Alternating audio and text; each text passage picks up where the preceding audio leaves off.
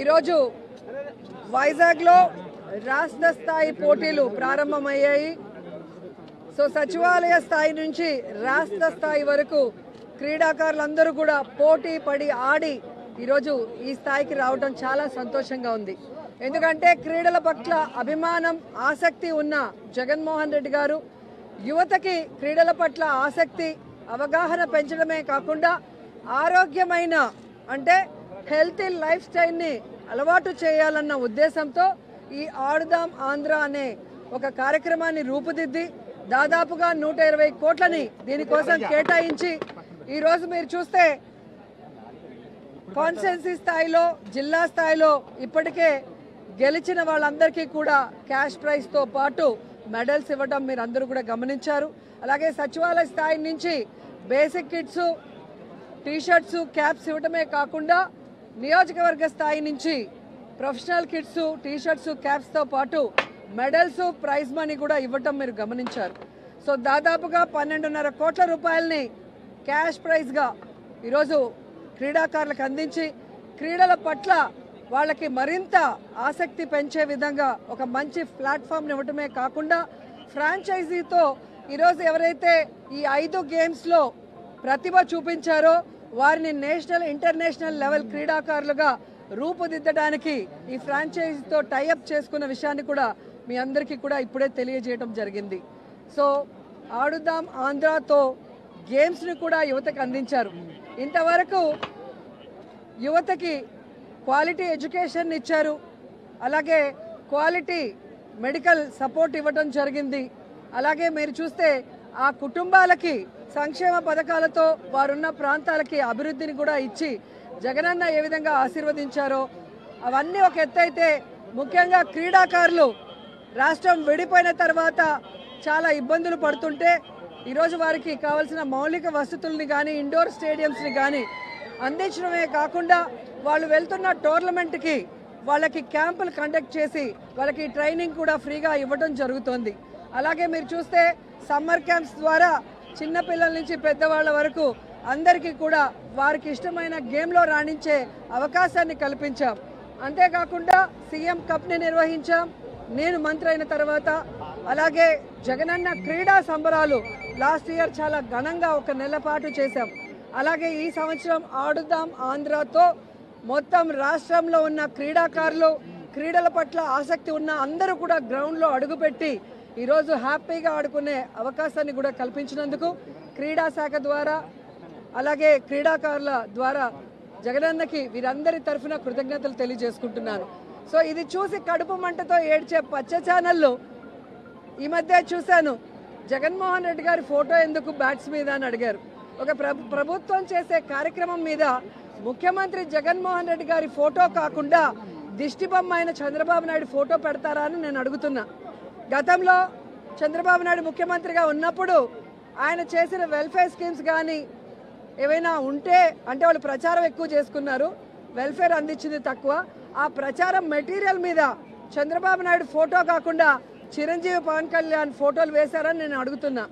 ఈరోజు తెలుగుదేశం పార్టీ వాళ్ళ కడుపు మంట తారాస్థాయికి చేరింది. అటు సంక్షేమం ఇటు వెల్ఫేర్ అలాగే మీరు చూస్తే ఇండస్ట్రీసు అలాగే హౌసింగు ఈ విధంగా శరవేగంగా అన్నీ చేసుకుంటూ పోవటమే కాకుండా ఈరోజు యువతని కూడా ఆయన దృష్టిలో పెట్టుకొని వారికి విద్యను అందించడమే కాకుండా క్రీడల్లో కూడా వాళ్ళకి సముచిత స్థానాన్ని కల్పించే విధంగా ఈ ఆడుదాం ఆంధ్రాని తీసుకురావడంతో ఈరోజు వాళ్ళు మాట్లాడుతున్న మాటలు మీరు అందరూ కూడా గమనిస్తున్నారు. సో వాళ్ళు తెలుసుకోవాలి, రాబోయే ఎన్నికల్లో ఈ ఆంధ్రప్రదేశ్ ప్రజలు చంద్రబాబు నాయుడు అండ్కోతో ఆడుకోబోతున్నారు. వీళ్ళందరినీ కూడా హైదరాబాద్ వరకు పారిపోయేలాగా తరిమి కొడతారని కూడా ఈ సందర్భంగా తెలియజేసుకుంటున్నాం. ప్రత్యేక హోదా రైల్వే జోన్ తర్వాత విభజన హామీల కోసం జగన్మోహన్ రెడ్డి ప్రతిపక్షంలో ఉన్నప్పుడు చేసిన పోరాటం అధికారంలో వచ్చినప్పుడు చేయలేదని స్వయంగా షర్మిల గారు అంటున్నారు. ఈరోజు షర్మిల గారు మాట్లాడేటప్పుడు ఒకసారి ఆవిడ ఇప్పుడు ఏ పార్టీలో ఉందో ఒకసారి గమనించాలి. ఈ రాష్ట్రాన్ని విడగొట్టింది కాంగ్రెస్, ఈ రాష్ట్రానికి ప్రత్యేక హోదా లేకుండా చేసింది కాంగ్రెస్, ఈ రాష్ట్రాన్ని ముక్కలు చెక్కలు వైఎస్ఆర్ గారు చనిపోయిన తర్వాత చేయటమే కాకుండా ప్రజలకు అండగా ఉన్న జగనన్న మీద తప్పుడు కేసులు పెట్టి జైల్లో పెట్టడమే కాకుండా వైఎస్ఆర్ గారి పేరును కూడా ఎఫ్ఐఆర్లో చేర్చింది కాంగ్రెస్ పార్టీయే. సో నిజంగా జగన్మోహన్ రెడ్డి గారు ఈ రాష్ట్రం గురించి ఆలోచిస్తున్నారా లేదా అనేది ఈ రాష్ట్ర ప్రజలకు తెలుసు. ఆయన ఎప్పుడు కేంద్రం వెళ్ళి మోడీ గారిని కానీ కేంద్ర మంత్రుల్ని కలిస్తే రాష్ట్ర ప్రయోజనాల కోసమే మాట్లాడుతున్నారు. అధికారంలో ఉన్నప్పుడు రోడ్ల మీద కూర్చొని పోరాడరు. మంత్రులతో మాట్లాడి రావాల్సిన నిధుల్ని రాబట్టి ఏ విధంగా అన్ని కార్యక్రమాలని పూర్తి చేస్తున్నారో మీరే గమనిస్తున్నారు. ఈరోజు నేను షర్మిల గారికి ఒక సలహా ఇస్తున్నాను. అమ్మ షర్మిల గారు, రేవంత్ గారు కాంగ్రెస్లోనే ఉన్నారు కదా, మనకి రావాల్సిన 6,000 కోట్ల రూపాయలని 6,000 కోట్ల రావాల్సిన వాటిని తీసుకురండి రేవంత్తో మాట్లాడి. అలాగే 1,80,000 కోట్ల ఉమ్మడి ఆస్తులు ఏవైతే ఉన్నాయో వాటన్నిటిని కూడా సోనియా గాంధీతో రేవంత్తో మాట్లాడి తీసుకురావాలి.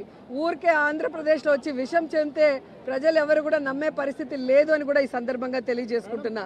కేవలం జగన్మోహన్ రెడ్డి గారి మీద విషం చిమ్మటానికే చంద్రబాబు నాయుడు, సోనియా గాంధీ ఈరోజు షర్మిల గారిని ఆంధ్రప్రదేశ్లో కాంగ్రెస్ పార్టీలో పెట్టి ఈ విధంగా టూర్లు పెట్టిస్తున్నారనేది చిన్న పిల్లోడిని అడిగినా కూడా చెబుతారు.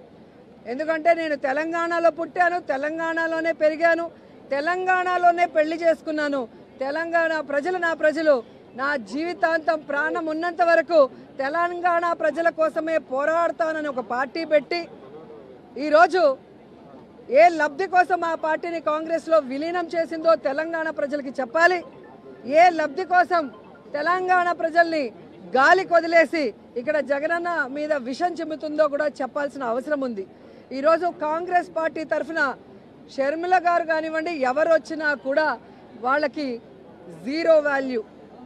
ఎందుకంటే ఇదే షర్మిల గారు పాదయాత్రలో కానీ తెలంగాణలో పార్టీలు పెట్టిన తర్వాత కానీ ఆమె స్పీచెస్ ఒకసారి మీకు చూస్తే మీకే అర్థమవుతుంది. రేవంత్ ఒక దొంగ, కాంగ్రెస్ ఒక పనికిమాలిన పార్టీ. ఈరోజు రాజశేఖర్ రెడ్డి గారు బ్రతుకుంటే కాంగ్రెస్ మొహం మీద ఉమ్మేసి ఉంటాడని మాట్లాడిన వ్యక్తి అదే కాంగ్రెస్లోకి ఈరోజు తన పార్టీని విలీనం చేసి తాను జాయిన్ అయ్యి ఏ విధంగా కాంగ్రెస్ కండువా కప్పుకొని చంద్రబాబు నాయుడు స్క్రిప్ట్ ఎందుకు చదువుతుందో ఆవిడ చెప్పాల్సిన అవసరం ఉంది. ఆవిడ ప్రశ్నలకి జగన్ గారు సమాధానం చెప్పాల్సిన అవసరం లేదు. ఈ రాష్ట్రం కోసం, రాష్ట్ర ప్రజల కోసం, ఈ రాష్ట్రం విడిపోయి నష్టాల్లో, కష్టాల్లో, అప్పుల్లో చంద్రబాబు నాయుడు కాంగ్రెస్ ముంచేసినా ఈరోజు కుంటి సాకులు చెప్పకుండా సమర్థవంతంగా పరిపాలిస్తూ తానిచ్చిన ప్రతి వాగ్దానాన్ని నెరవేరుస్తూ సంక్షేమం, అభివృద్ధి రెండు కళ్ళగా పరిపాలిస్తున్న జగనన్నకి ఈ రాష్ట్ర ప్రజలు ఎప్పుడూ అండగా ఉంటారు.